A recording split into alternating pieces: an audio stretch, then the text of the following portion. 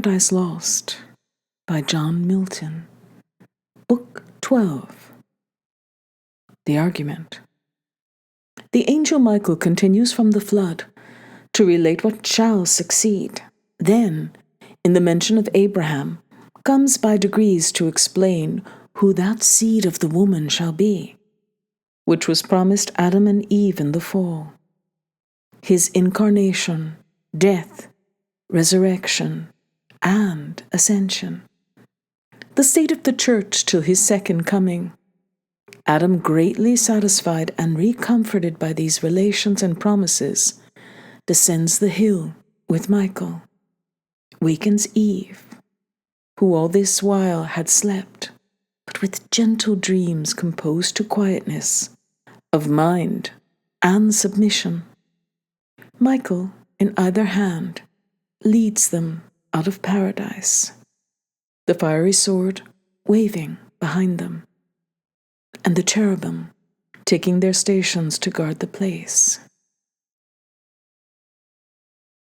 As one who in his journey bates at none, though bent on speed, so here the archangel paused, betwixt the world destroyed and world restored. If Adam aught perhaps might interpose, then, with transition sweet, new speech resumes.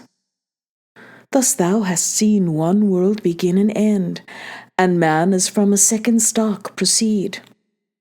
Much thou hast yet to see, but I perceive thy mortal sight to fail. Objects divine must needs impair unweary human sense. Henceforth, what is to come, I will relate. Thou, therefore, give due audience and attend. This second sours of men, while yet but few, and while the dread of judgment past remains, fresh in their minds, fearing the deity, with some regard to what is just and right, shall lead their lives and multiply apace, laboring the soil, reaping plenteous crop, corn, wine, and oil, and from the herd or flock, oft sacrificing bullock, lamb, or kid, with large wine offerings poured, and sacred feast, shall spend their days in joy unblamed, and dwell long time in peace by families and tribes under paternal rule, till one shall rise of proud, ambitious heart, who, not content with fair equality, fraternal state, will arrogate dominion undeserved over his brethren, and quite dispossess concord and law of nature from the earth. Hunting, and men not beasts, shall be his game, with war and hostile snare, such as refuse subjection to his empire tyrannous. A mighty hunter thence, he shall be styled before the Lord, as in despite of heaven, or from heaven claiming second sovereignty, and from rebellion shall derive his name, though of rebellion others he accuse.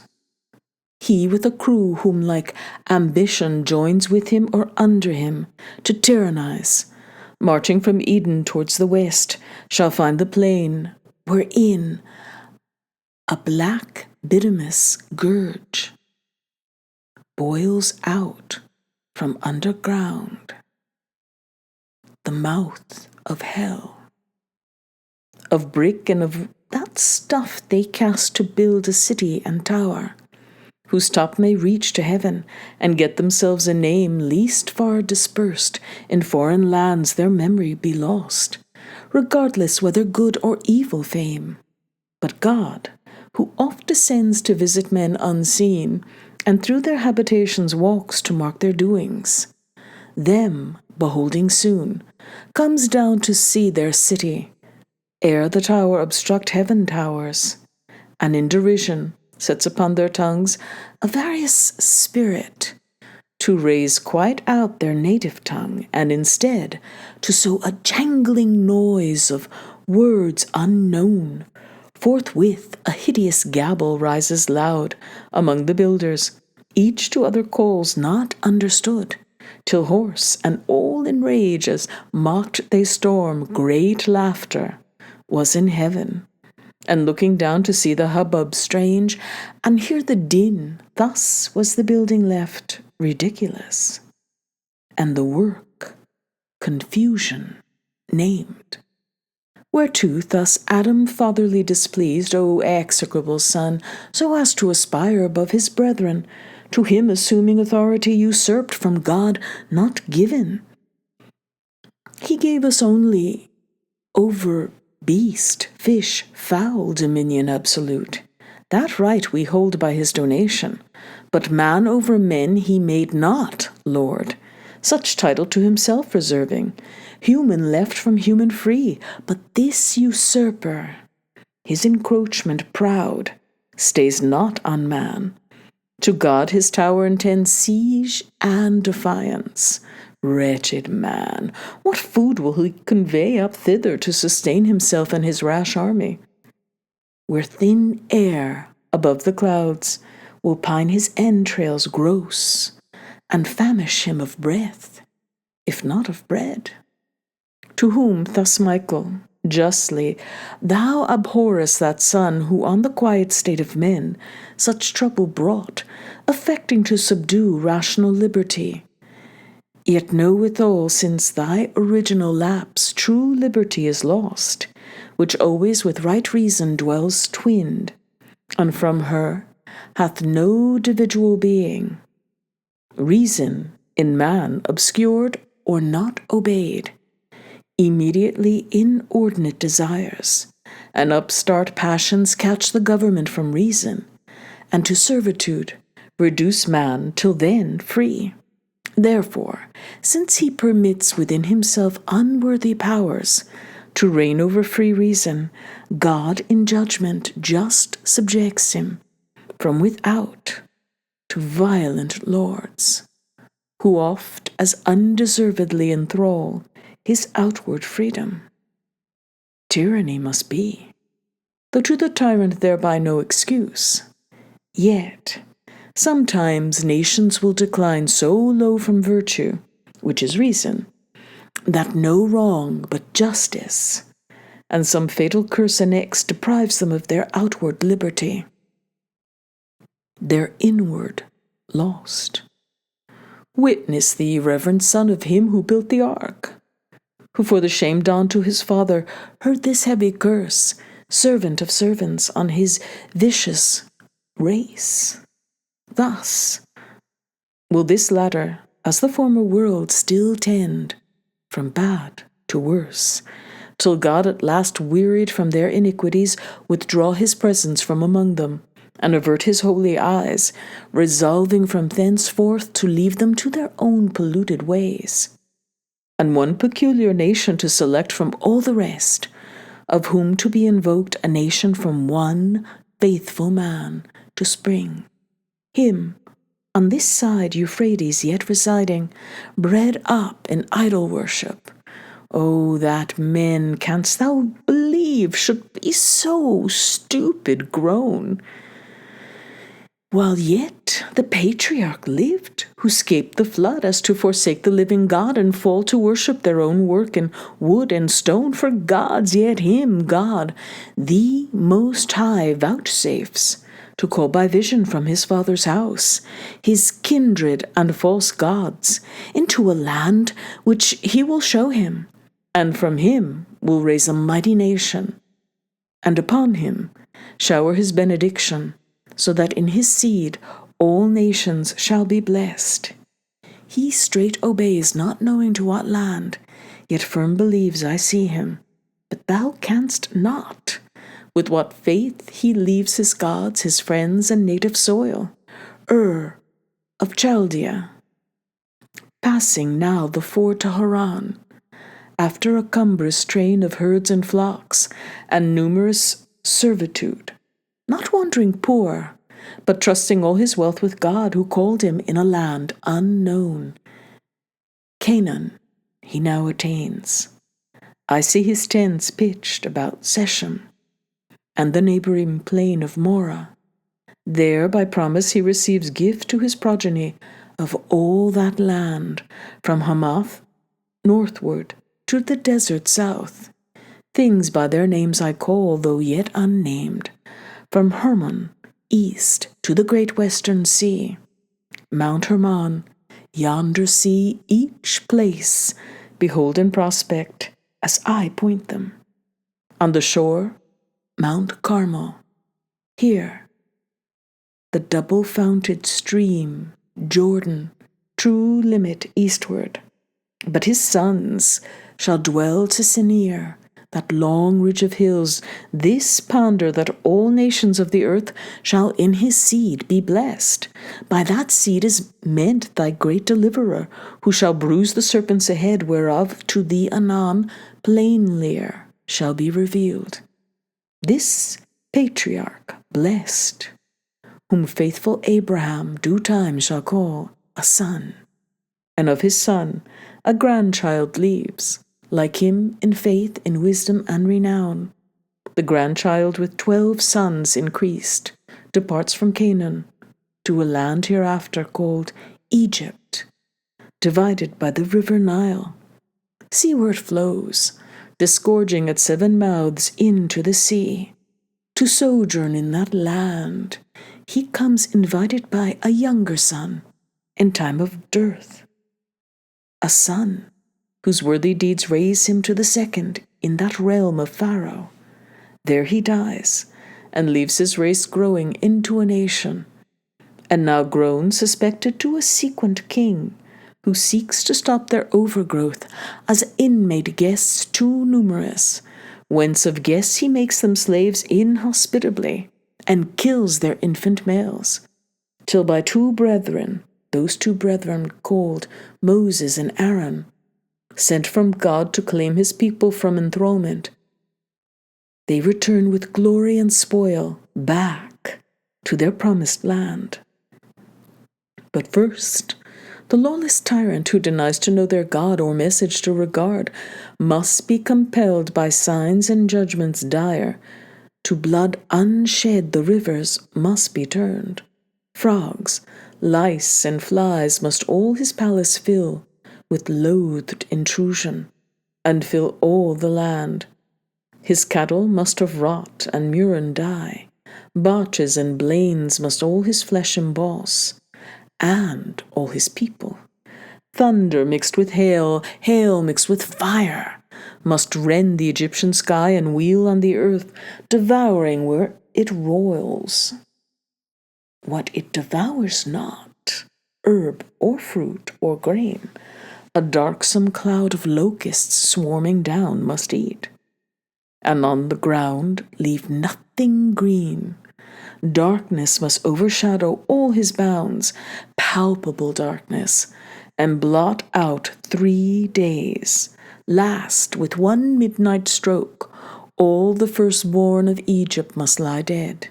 Thus, with 10 wounds, the river dragon tamed at length submits to let his sojourners depart, and oft humbles his stubborn heart, but still is ice more hardened after thaw, till in his rage pursuing whom he late dismissed, the sea swallows him with his host. But them lets past as on dry land, between 2 crystal walls, awed by the rod of Moses, so to stand divided, till his rescued gain their shore. Such wondrous power God to his saint will lend, though present in his angel who shall go before them in a cloud, and pillar of fire, by day a cloud, by night a pillar of fire, to guide them in their journey, and remove behind them while the obdurate king pursues. All night he will pursue, but his approach darkness defends, between till morning watch. Then, through the fiery pillar and the cloud, God, looking forth, will trouble all his host, and craze their chariot wheels, when by command Moses once more his potent rod extends over the sea. The sea his rod obeys. On their embattled ranks the waves return and overwhelm their war. the race select safe towards Canaan. From the shore advance, through the wild desert, not the readiest way, least in tiring. On Canaanite alarmed ward, terrify them inexpert, and fear return them back to Egypt, choosing rather inglorious life with servitude. For life, to noble and ignoble, is more sweet untrained in arms, where rashness leads not on. This also shall they gain by their delay in the wide wilderness. There they shall found their government, and their great senate choose, through the 12 tribes, to rule by laws ordained. God, from the mount of Sinai, whose great top shall tremble, he descending will himself, in thunder, lightning, and loud trumpets, sound ordain them laws, part such as appertain to civil justice, part religious rites of sacrifice, informing them by types and shadows of that destined seed to bruise the serpent, by what means he shall achieve mankind's deliverance. But the voice of God to mortal ear is dreadful. They beseech that Moses might report to them his will, and terror cease. He grants what they besought, instructed that to God is no access without mediator, whose high office now Moses in figure bears, to introduce one greater, of whose day he shall foretell, and all the prophets in their age, the times of great Messiah, shall sing thus: laws and rights established. Such delight hath God in men, obedient to his will, that he vouchsafes among them to set up his tabernacle, the Holy One with mortal men to dwell. By his prescript a sanctuary is framed of cedar, overlaid with gold, therein an ark, and in the ark his testimony, the records of his covenant. Over these a mercy seat of gold between the wings of 2 bright cherubim. Before him burn 7 lamps, as in a zodiac representing the heavenly fires. Over the tent a cloud shall rest by day, a fiery gleam by night, save when they journey, and at length they come, conducted by his angel to the land promised to Abraham and his seed. The rest were long to tell, how many battles fought, how many kings destroyed and kingdoms won, or how the sun shall in mid-heaven stand still a day entire, and night's due course adjourn, man's voice commanding sun in Gibeon stand, and thou moon in the vale of Elon, till Israel overcome. So call the third from Abraham, son of Isaac, and from him his whole descent, who thus shall Canaan win.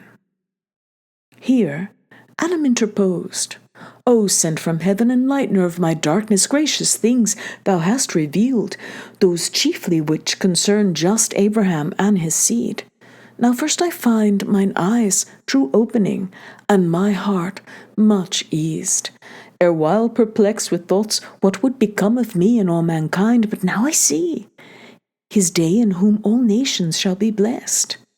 Favor unmerited by me, who sought forbidden knowledge by forbidden means, this yet I apprehend not, why to those among God will deign to dwell on earth so many and so various laws are given, so many laws argue so many sins among them.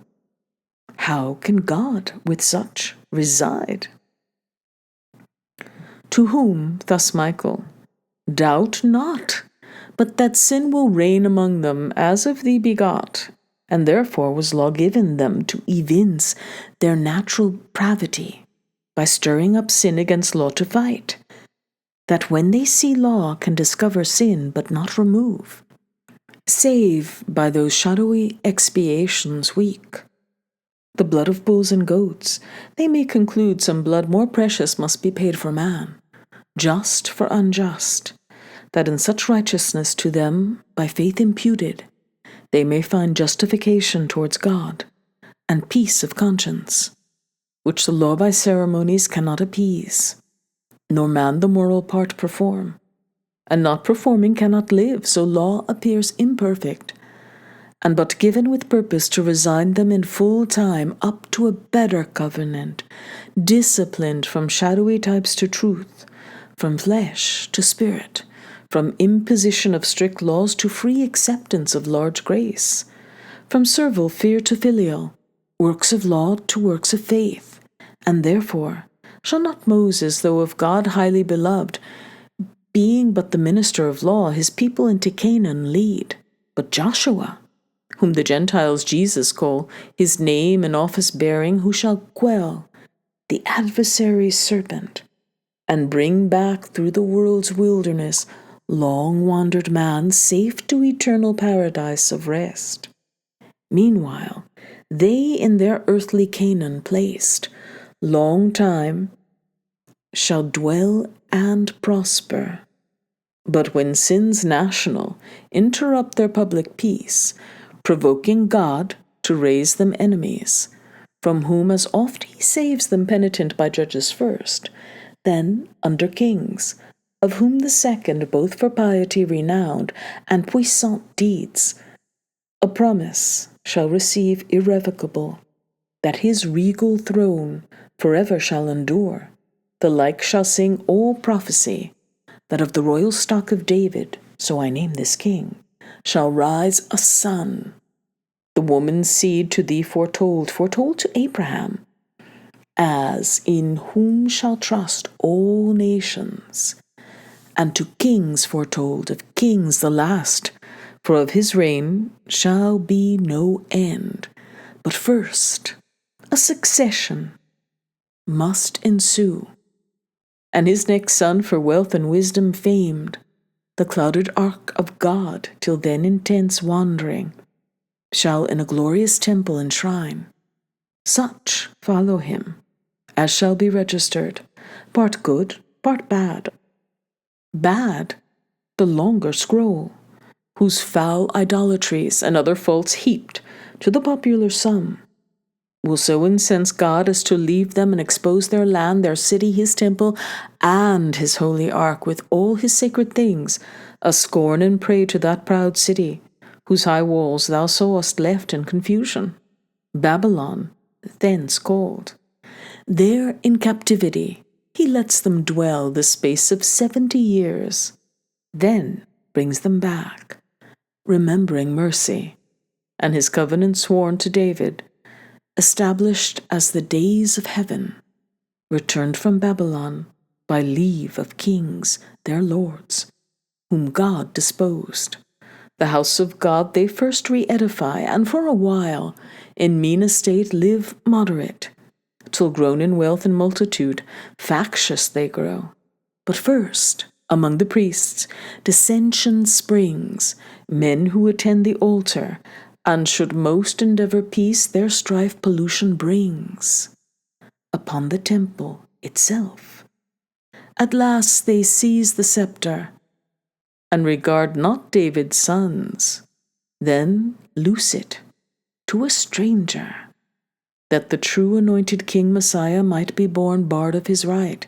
Yet at his birth a star unseen before in heaven proclaims him come, and guides the eastern sages who inquire his place to offer incense, myrrh, and gold.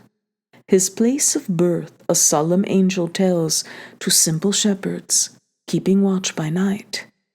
They gladly thither haste, and by a choir of squadron angels hear his carols sung. A virgin is his mother, but his sire, the power of the Most High, he shall ascend the throne heredity, and bound his reign with earth's wide bounds, his glory with the heavens. He ceased, discerning Adam with such joy surcharged as had like grief been dewed in tears without the vent of words, which these he breathed. O prophet of glad tidings, finisher of utmost hope, now clear I understand what oft my steadiest thoughts have searched in vain. Why, our great expectation should be called the seed of woman, virgin mother, hail high in the love of heaven. Yet from my loins thou shalt proceed, and from thy womb the Son of God Most High. So God with man unites. Needs must the serpent now his capital bruise. Expect with mortal pain. Say where and when their fight, what stroke shall bruise the victor's heel? To whom thus Michael, dream not of their fight as of a duel, or the local wounds of head or heel. Not therefore joins the Son manhood to Godhead, with more strength to foil thy enemy. Nor so is overcome Satan, whose fall from heaven, a deadlier bruise, disabled not to give thee thy death's wound, which he, who comes thy Saviour, shall recur, not by destroying Satan, but his works in thee and in thy seed. Nor can this be but by fulfilling that which thou didst want, obedience to the law of God, imposed on penalty of death, and suffering death, the penalty to thy transgression due, and due to theirs which out of thine will grow. So only can high justice rest apaid. The law of God exact he shall fulfill both by obedience and by love. Though love alone fulfill the law, thy punishment he shall endure by coming in the flesh to a reproachful life and cursed death, proclaiming life to all who shall believe in his redemption, and that his obedience imputed becomes theirs by faith, his merits to save them, not their own, though legal works. For this he shall live hated, be blasphemed, seized on by force, judged, and to death condemned, a shameful and accursed, nailed to the cross by his own nation, slain for bringing life, but to the cross he nails thy enemies. The law that is against thee, and the sins of all mankind, with him there crucified, never to hurt them more who rightly trust in this his satisfaction. So he dies, but soon revives. Death over him no power shall long usurp. Ere the third dawning light return, the stars of morn shall see him rise out of his grave, fresh as the dawning light. Thy ransom paid, which man from death redeems, his death for man as many as offered life, neglect not, and the benefit embrace, by faith not void of works. This godlike act annuls thy doom. The death thou shouldst have died in sin, forever lost from life. This act shall bruise the head of Satan, crush his strength, defeating sin and death, his two main armies, and fix far deeper in his head their stings than temporal death shall bruise the victor's heel, or theirs whom he redeems. A death like sleep, a gentle wafting to immortal life. Nor after resurrection shall he stay longer on earth than certain times to appear to his disciples, men who in his life still followed him. To them shall leave in charge to teach all nations what of him they learned, and his salvation, them who shall believe, baptizing in the profluent stream, the sign of washing them from guilt of sin to life, pure, and in mind prepared, if so befall, for death, like that which the Redeemer died. All nations they shall teach, for from that day not only to the sons of Abraham's loins salvation shall be preached, but to the sons of Abraham's faith, wherever through the world. So in his seed all nations shall be blessed. Then to the heaven of heavens he shall ascend with victory, triumphing through the air over his foes and thine. There shall surprise the serpent, prince of air, and drag in chains through all his realm, and there, confounded, leave. then enter into glory and resume his seat at God's right hand, exalted high above all names in heaven, and thence shall come when this world's dissolution shall be ripe, with glory and power, to judge both quick and dead, to judge the unfaithful dead, but to reward his faithful and receive them into bliss, whether heaven or earth, for then the earth shall all be paradise, for happier place than this of Eden, and far happier days. So spake the archangel.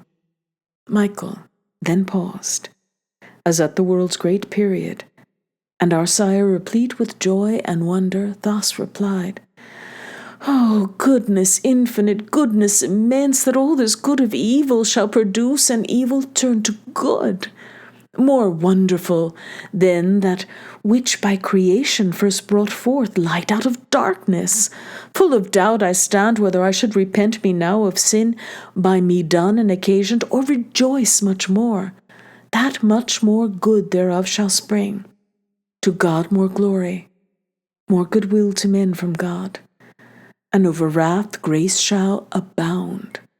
But say, if our deliverer up to heaven must reascend, what will betide the few, his faithful, left among the unfaithful herd, the enemies of truth?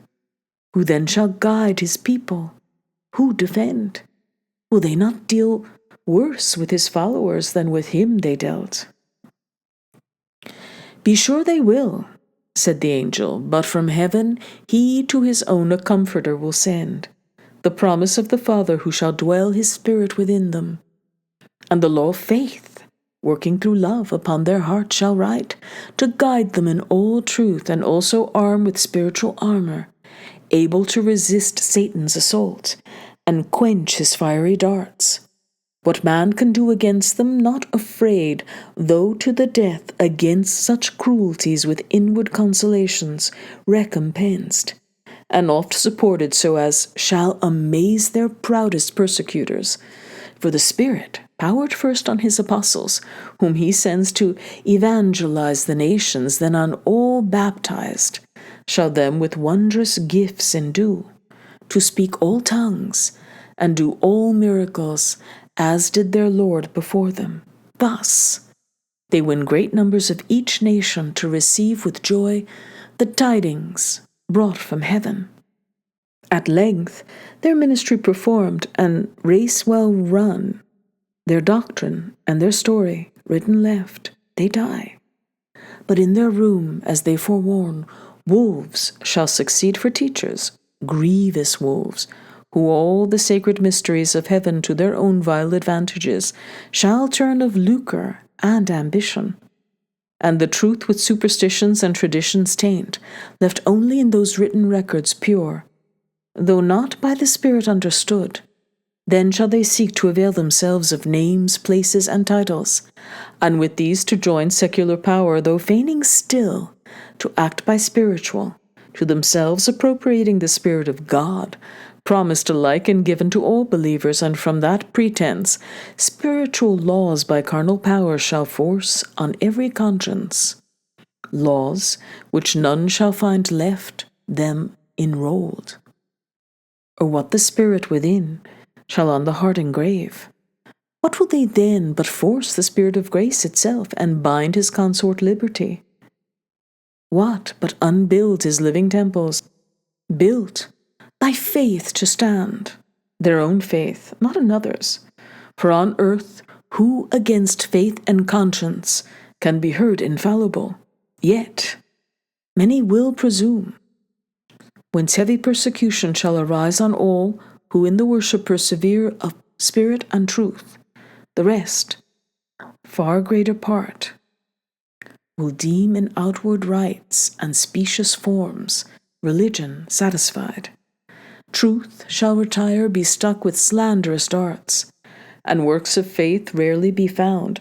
And so shall the world go on, to good malignant, to bad men benign, under her own weight groaning, till the day appear respiration to the just, and vengeance to the wicked at return of him so lately promised, to thy aid, the woman's seed.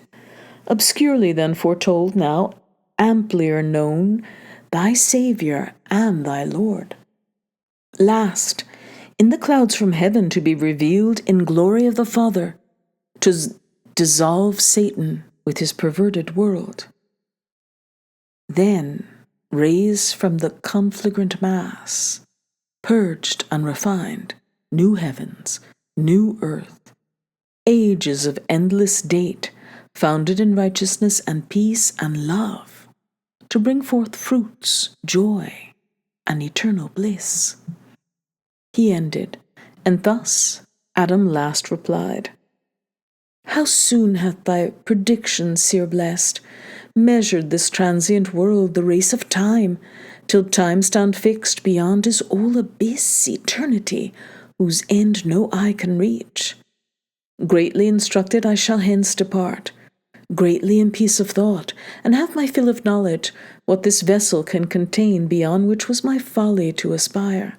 Henceforth I learned that to obey is best, and love with fear the only God, to walk as in his presence, ever to observe his providence, and on him sole depend, merciful over all his works, with good still overcoming evil, and by small accomplishing great things, by things deemed weak subverting worldly strong, and worldly wise by simply meek, that suffering for truth's sake is fortitude to highest victory.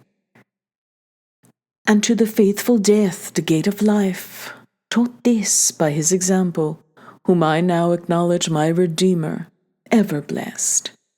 To whom thus also the angel last replied, This having learnt, thou hast attained the sum of wisdom, hope no higher. Though all the stars thou knewest by name, and all the ethereal powers, all secrets of the deep, all nature's works, or works of God in heaven, air, earth, or sea, and all the riches of this world enjoyest, and all the rule one empire, only add deeds to thy knowledge answerable, add faith, add virtue, patience, temperance, add love, by name to come called charity, the soul of all the rest. Then wilt thou not be loath to leave this paradise, but shalt possess a paradise within thee, happier far. Let us descend now, therefore, from this top of speculation, for the hour precise exacts our parting hence, and see the guards, by me encamped on yonder hill, expect their motion, at whose front a flaming sword in signal of remove waves fiercely round. We may no longer stay, go waken Eve. Her also I with gentle dreams have calmed, portending good, and all her spirits composed to seek submission. Thou, at season fit, let her with thee partake what thou hast heard, chiefly what may concern her faith to know the great deliverance by her seed to come. For by woman's seed and all mankind, that ye may live, which will be many days, both in one faith unanimous, though sad, with cause for evils past, yet much more cheered with meditation on the happy end. He ended, and they both descended, Adam to the bower where Eve lay, sleeping ran before, but found her waked, and thus with words not sad, she him received.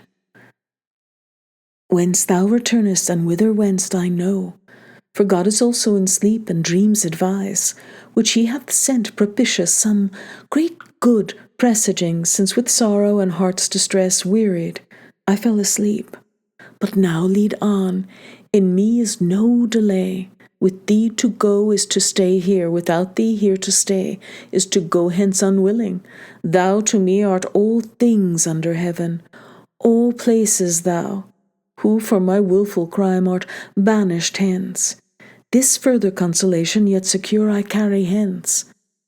Though all by me is lost, such favour I unworthy am vouchsafed.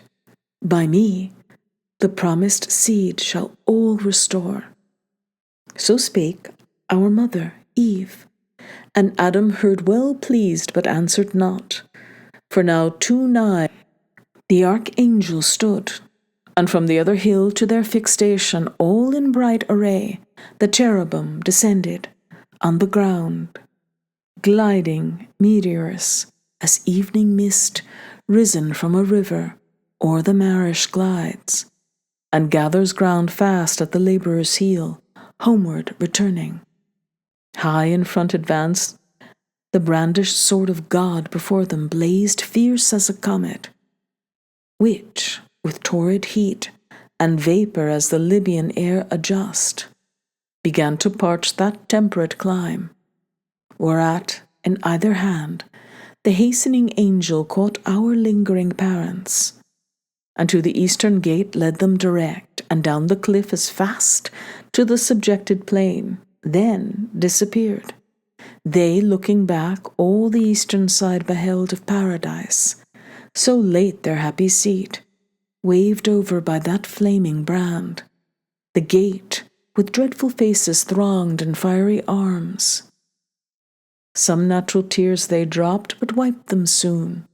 The world was all before them, where to choose their place of rest, and Providence their guide. They, hand in hand, with wandering steps and slow, through Eden, took their solitary way. The